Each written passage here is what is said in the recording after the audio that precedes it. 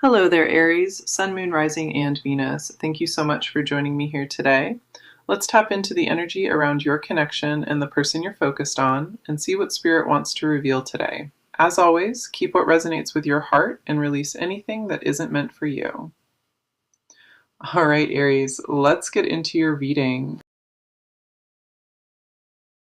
Picture an envelope, sealed and harmless, plain and completely unremarkable at first glance. It slides quietly across the cold space that has been sitting between you and this person lately. It looks like paper. It looks like peace. But paper does not always match what it carries.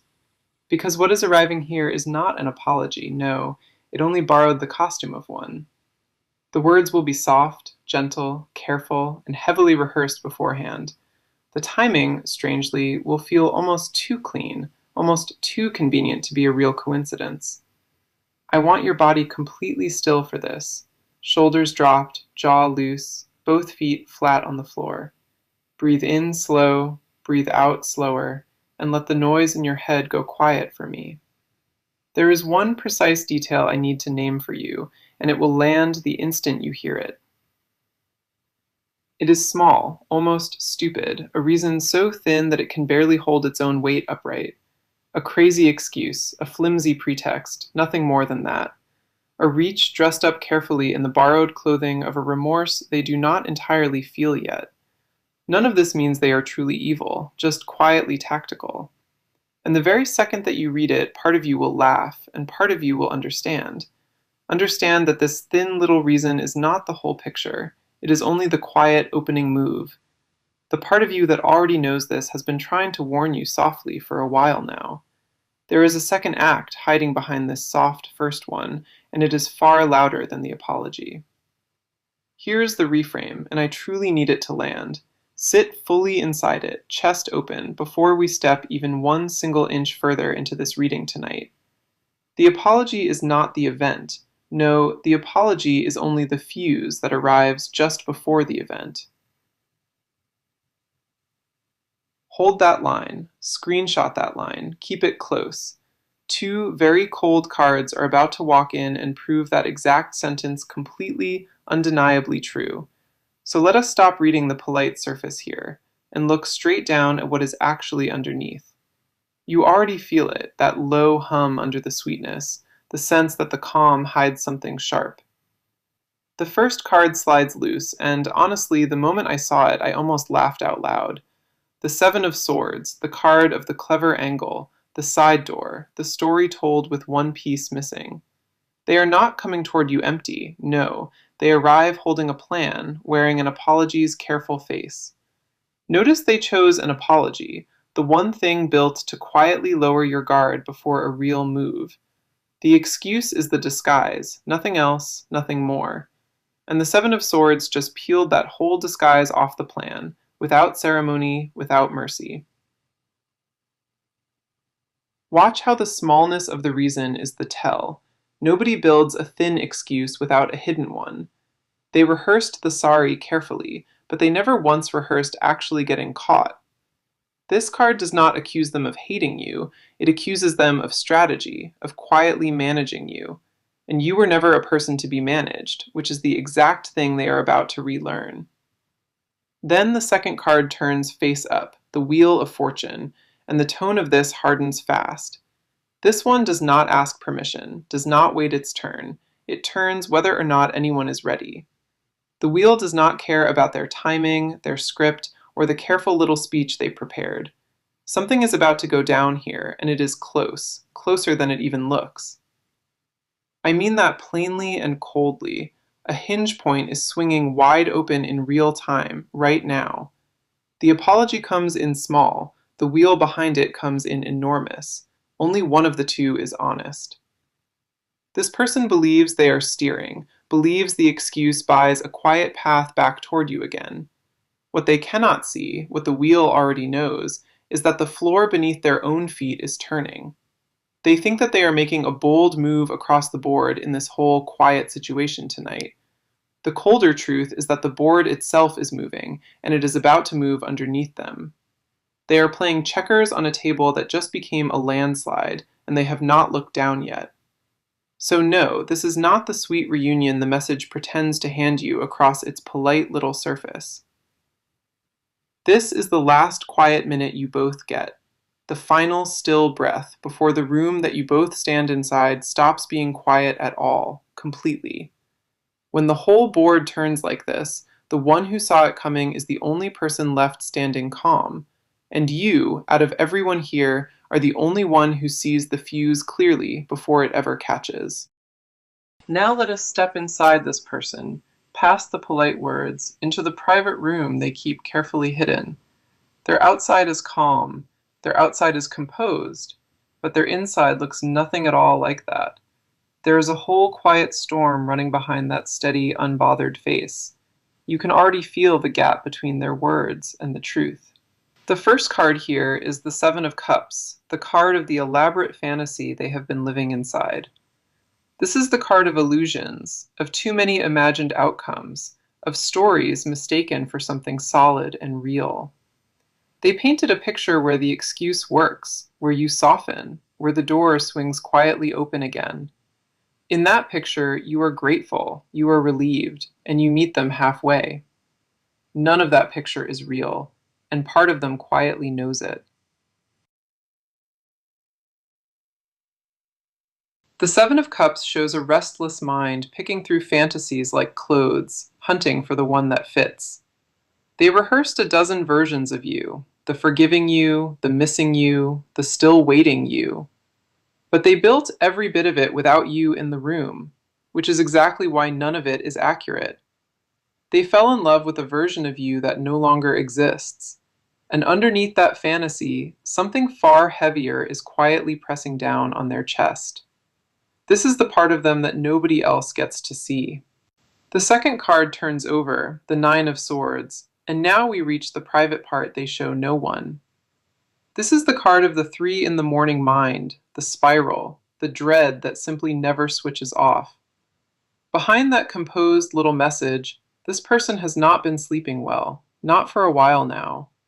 Something has been quietly eating at them from the inside out. The Nine of Swords is guilt, is anxiety, is the endless replay of a choice they cannot undo. They lie awake and feel it coming, the consequence, the reckoning, the thing they cannot yet name aloud.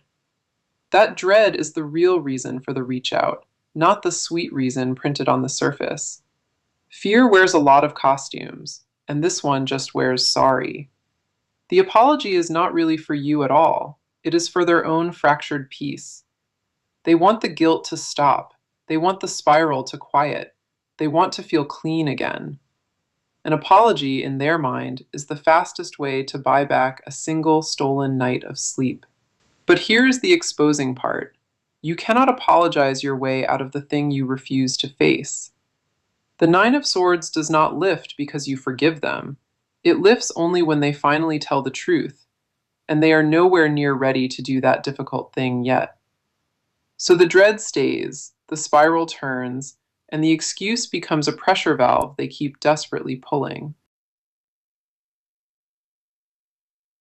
Then the third card lands, the Four of Pentacles, and it shows me exactly how this person holds on. This is the card of the tight grip, the clenched hands, the fear of letting a single thing go. They hold on to you the way a frightened person clutches a coin, knuckles white, both arms locked. Not out of any real love, but out of a deep and quiet fear of loss. The Four of Pentacles is not devotion here, it is control. It is the raw terror of an empty hand. They do not want you back because they cherish you. They want you back because losing feels like failing. And to a person built like this, failing is the outcome they will do anything at all to avoid. So they grip and they scheme, and then they apologize. But notice what that tight grip actually does. It slowly strangles the very thing it tries to keep. The harder they clutch at you, the faster it slips, and the Four of Pentacles has always known this. This is the resistance arc, the inner knot, 3 cards showing one whole person coming quietly undone. A fantasy they cannot make real, a dread they cannot silence, a grip they cannot bring themselves to loosen. That whole storm is the real truth hiding behind the calm little apology, and every part of it is about to be tested, because that same wheel is still turning underneath. They built a whole plan for a version of you that is already long gone. They built the entire thing out of a fear they still refuse to look at directly. That plan was never actually going to hold together for long. So when the reach out finally comes, you will not be meeting the polished person in the little message. The mask is thinning now, and it is thinning very fast. You will meet the one underneath, the anxious one, the clenched one, the one already quietly losing grip. And you are going to see every single layer of it with total clarity, because you are reading them now the exact way they prayed you never would, all the way straight down. So now the whole thing finally starts to move, and it does not move slowly at all. It moves fast. Watch the pace pick up. Watch the quiet break. Watch the calm slip out of their hands. Everything that was still is suddenly about to lurch forward. The story is speeding up, and it will not slow back down. The first card here is the Ace of Swords, and it comes down like a blade through fog.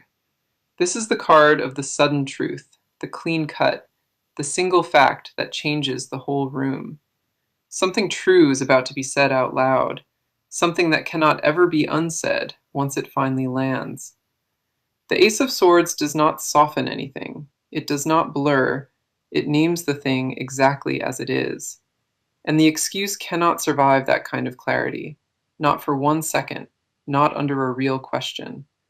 One clear question, and the whole polished story falls apart. The Ace of Swords cuts the excuse open, and the Knight of Swords drags it out fast. You are about to see straight through the apology, all the way to the shape of what it was hiding. The truth is getting closer. The clarity is getting closer. The moment of naming it is getting closer.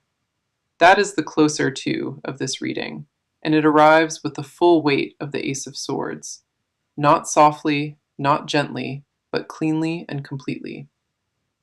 Then the second card charges in, the Knight of Swords, and this card never walks, it only sprints. This is the card of the fast reckoning, the sudden event that arrives before anyone even has time to brace. Whatever they thought they controlled is about to move faster than their careful little plan can possibly follow.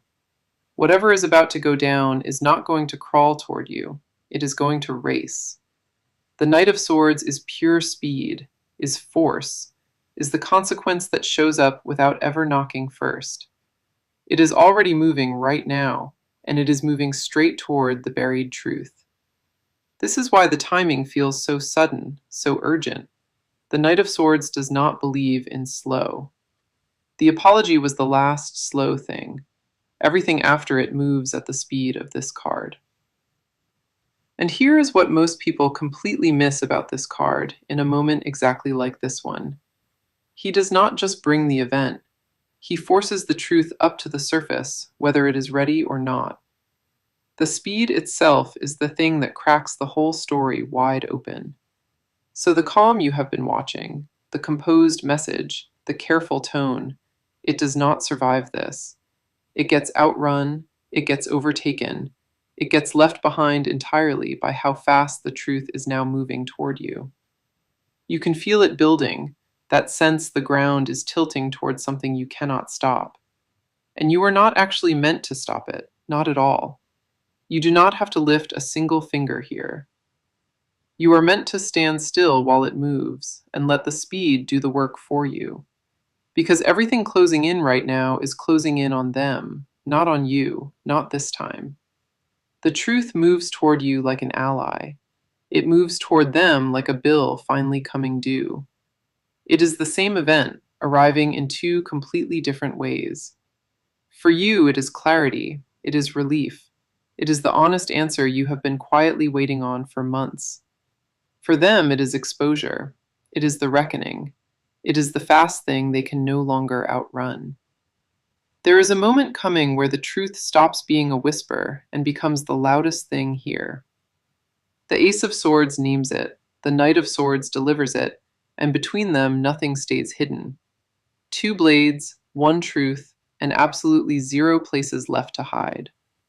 So feel how close it all is right now, how the whole space between quiet and loud has almost completely vanished. The excuse is still in the air, but the truth is already faster, already sharper, already here. Everything is moving toward one single point, and that point gets nearer with every passing hour.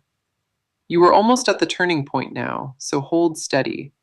And when the turn comes, you will not have to chase it, or push it, or force it at all. You have been waiting a long, quiet time for this exact turn, and it is finally arriving now. It arrives on its own two swords, fast and clean, exactly the way this reading has been promising you. So stay steady, stay still, stay exactly where you are, because the movement is not yours to make. The movement is already happening all around you, on its own. Feel how the whole room is quietly tilting now. The truth is closer, the reckoning is closer, and that calm little apology is finally running clean out of road.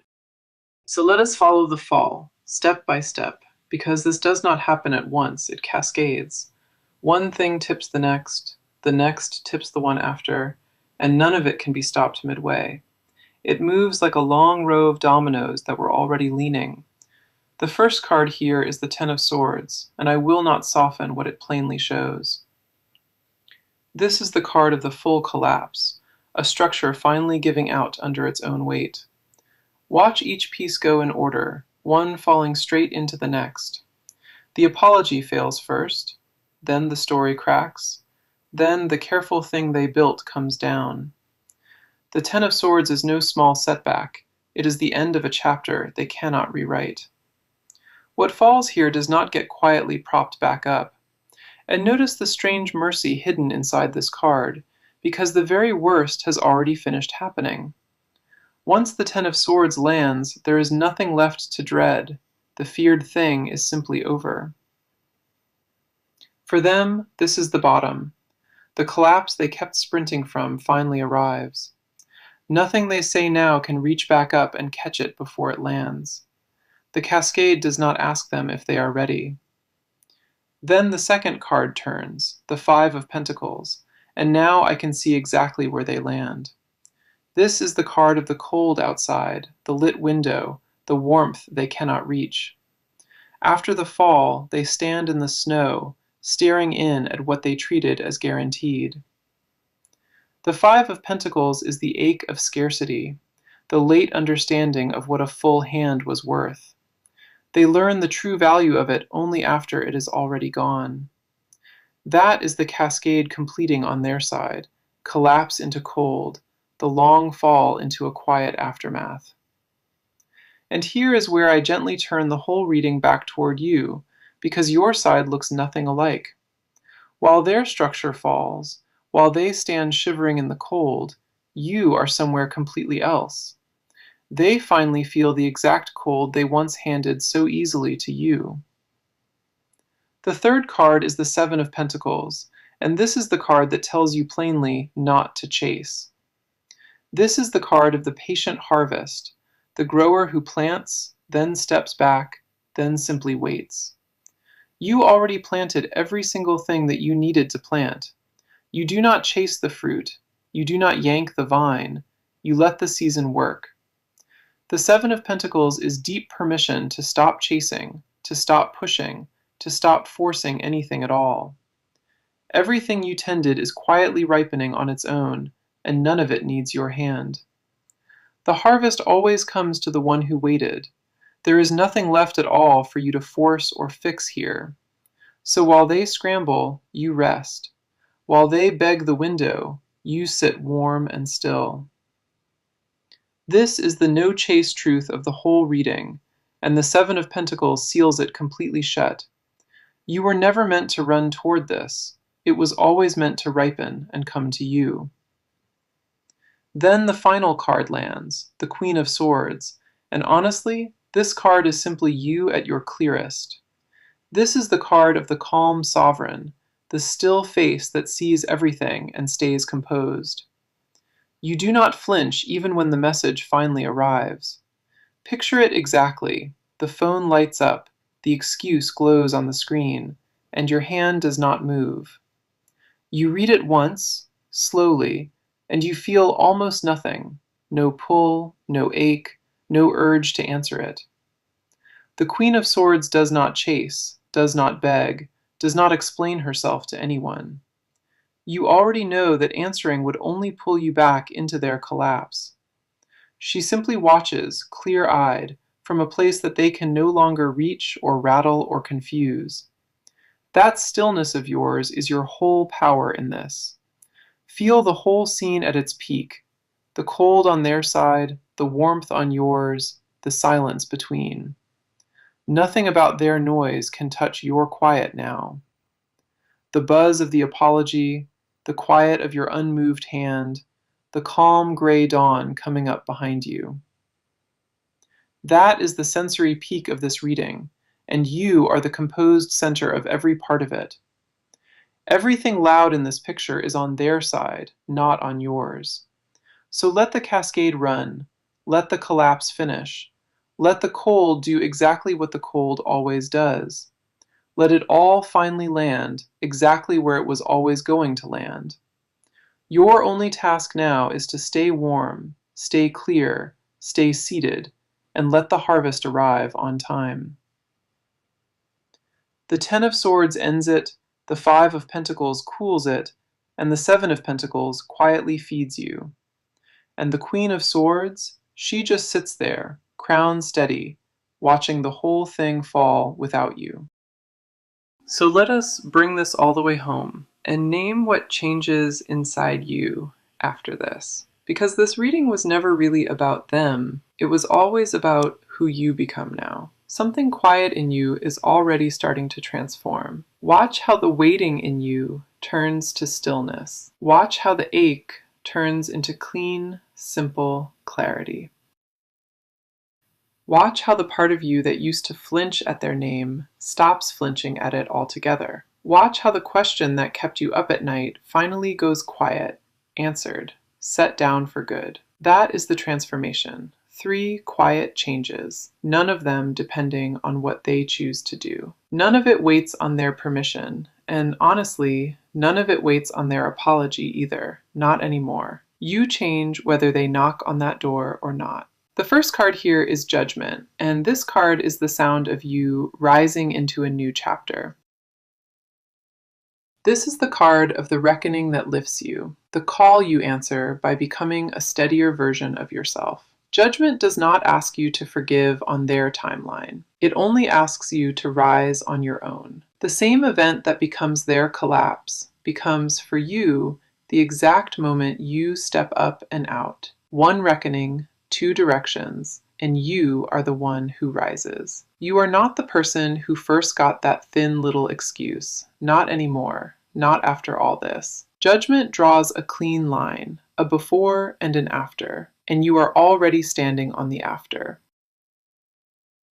You crossed that clean line already, quietly, somewhere back in the middle of everything that just happened. Then the second card lands, the Page of Pentacles, and this one is soft, grounded, and full of promise. This is the card of the real beginning, the honest offer that actually keeps its word. Notice how it arrives so quietly, not with a crazy little excuse. While their reach was a costume, the Page of Pentacles is the real thing, small, solid, and true. Something genuine is walking toward you now, a fresh start with real roots and real ground.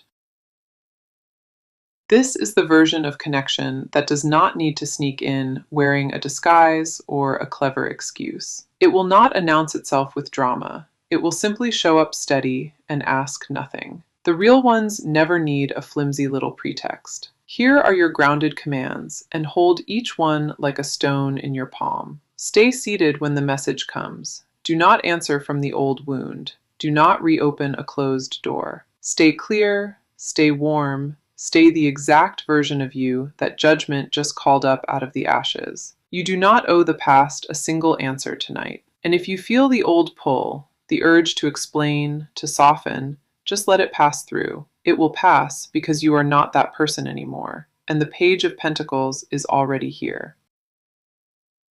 If this one reached the truth for you, tap subscribe and turn the notification bell on. That way, the next reading finds you the very moment it drops, right when you most need to hear it. Consider this your quiet little sign to stay close. Now, let me say the thing about this ending that most people get completely wrong. This is not a disappearance. This is a pause. The calm, deliberate pause of a person done chasing. You are not vanishing from your own life. You are simply going quiet while the truth does its work. A pause is not an ending. It is a stance. Peace, like the peace you built, does not go anywhere at all just because they suddenly decided to get loud. The apology can come, the collapse can run, the cold can settle in over on their side of it, and you will still be right here, warm and rooted, watching the Page of Pentacles walk toward you. So think back to where we started, all the way back to that sealed and harmless little envelope. You already know now what it really was. It was never the peace it pretended to be. It was the fuse, quiet and waiting, right before the event. And you were always the only one in this whole picture who could see that fuse before it caught. That clear sight is exactly what carries you through everything about to go down, calm and untouched. None of their noise gets to reach the calm that you built for yourself here. You see all of it and you stay perfectly steady. So let the fuse burn, let the wheel turn, let the truth arrive on its own good time. You are grounded, you are clear, you are rising, and nothing about to happen is yours to fix. Stay warm out there. Stay this exact kind of steady, and trust yourself completely from right here, because you were always the one who saw the fuse before it caught, and that has never once changed. So before we close the whole thing out, let us talk about timing, because that is the real question. When does this go down? When does the excuse arrive? When does the wheel finish its full turn? The cards here are surprisingly clear on this one. This is not a someday reading. This is not a maybe reading. This is a very soon reading. The movement we traced is already underway, which means the reach out sits close and not far off. The clock on this is running faster than the calm surface would ever suggest to you. Watch the window that opens as one cycle ends and the next begins, because that is your marker. The first card here is the High Priestess, and she does not deal in loud, obvious little signs. She deals only in the quiet knowing that you already carry. This is the card of the inner voice, the one that spoke before any card was ever turned over. The High Priestess is telling you that you already know the timing in your body, under all the noise. That flicker you felt right before the message, that is her. That is the knowing arriving early. Trust the first quiet hit and not the second loud doubt. She also guards a secret, and here is the exact one she is holding for you in this reading. She works in the space just beneath thought, in the hunch you keep talking yourself out of. What looks like their move is only the surface. The real timing is set by your readiness, not theirs. The moment you are fully done, truly done, not performing done, that is when the whole thing turns. Your own closure is the clock here, not their apology. So the timing is soon, but it is also yours, which is a far better answer than a fixed date. Then the second card lands, the Six of Wands, and this is the card of the quiet, earned win. This is the card of vindication, of being seen at last as the one who was right all along. Not a loud victory lap, a calm, steady arrival, the kind that needs no announcement to be real. The win was never really about beating them at all. The Six of Wands is you walking through it with your head level and your record finally coming clear. You do not have to prove a thing because the outcome itself becomes the proof for you. Everyone who watched you get doubted is about to watch you get quietly and completely proven right. That vindication is already well on its way to you, and it does not require you to say a single word in your own defense, not even one. The Six of Wands wins by simply continuing, by standing tall while the other story falls apart. So here is your final message, the one this whole reading has been building toward from the start. You are not waiting on them. You never truly were. You are simply arriving at yourself, right on time. The timing was always about you, from the very beginning. The excuse will come when it comes, and by then you will be somewhere they simply cannot follow. Somewhere they cannot chase, cannot argue with, and cannot talk their way back into again. The High Priestess says, trust it. The Six of Wands says you have already won it, and both are right. If you want the next chapter the very moment it lands, keep those notifications switched on. Because timing works both ways, and I would hate for the next message to ever reach you late. Stay close to this space, and it will always find you first.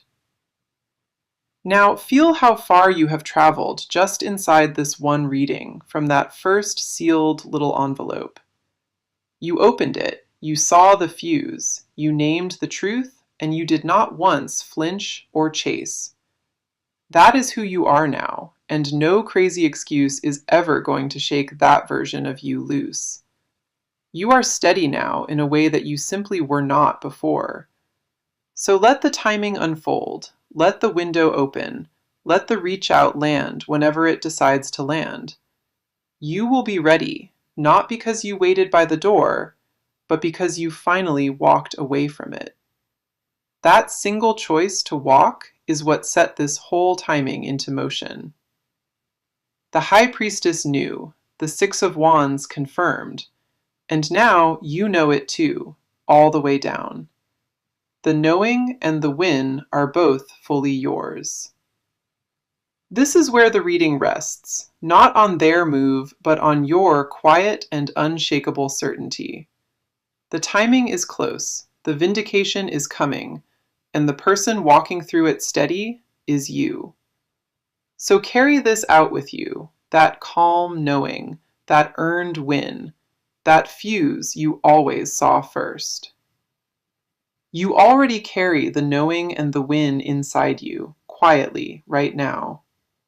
Stay warm, stay certain, and let the whole thing arrive exactly as this reading has promised you. So before we close the whole thing out, let us talk about timing, because that is the real question. When does this go down? When does the excuse arrive? When does the wheel finish its full turn? The cards here are surprisingly clear on this one. This is not a someday reading. This is not a maybe reading. This is a very soon reading. The movement we traced is already underway, which means the reach out sits close and not far off. The clock on this is running faster than the calm surface would ever suggest to you. Watch the window that opens as one cycle ends and the next begins, because that is your marker. The first card here is the High Priestess, and she does not deal in loud, obvious little signs. She deals only in the quiet knowing that you already carry. This is the card of the inner voice, the one that spoke before any card was ever turned over. The High Priestess is telling you that you already know the timing in your body, under all the noise. That flicker you felt right before the message, that is her. That is the knowing arriving early. Trust the first quiet hit and not the second loud doubt. She also guards a secret, and here is the exact one she is holding for you in this reading. She works in the space just beneath thought, in the hunch you keep talking yourself out of. What looks like their move is only the surface. The real timing is set by your readiness, not theirs. The moment you are fully done, truly done, not performing done, that is when the whole thing turns. Your own closure is the clock here, not their apology. So the timing is soon, but it is also yours, which is a far better answer than a fixed date. Then the second card lands, the Six of Wands, and this is the card of the quiet, earned win. This is the card of vindication, of being seen at last as the one who was right all along. Not a loud victory lap, a calm, steady arrival, the kind that needs no announcement to be real. The win was never really about beating them at all. The Six of Wands is you walking through it with your head level and your record finally coming clear. You do not have to prove a thing because the outcome itself becomes the proof for you.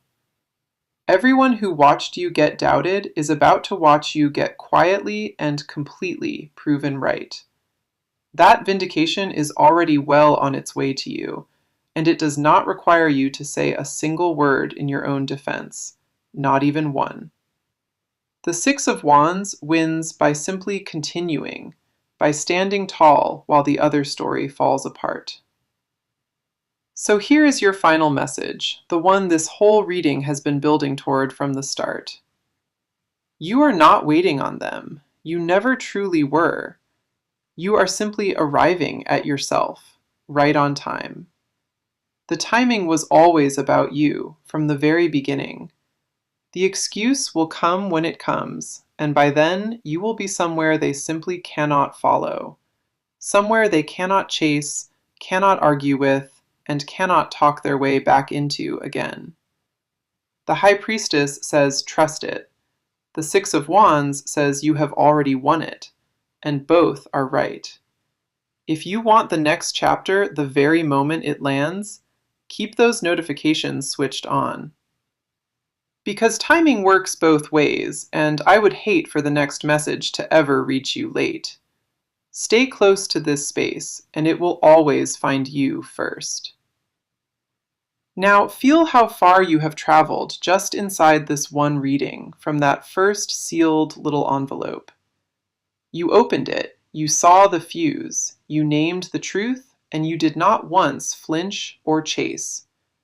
That is who you are now, and no crazy excuse is ever going to shake that version of you loose. You are steady now in a way that you simply were not before. So let the timing unfold, let the window open, let the reach out land whenever it decides to land. You will be ready, not because you waited by the door, but because you finally walked away from it. That single choice to walk is what set this whole timing into motion. The High Priestess knew, the Six of Wands confirmed, and now you know it too, all the way down. The knowing and the win are both fully yours. This is where the reading rests, not on their move, but on your quiet and unshaken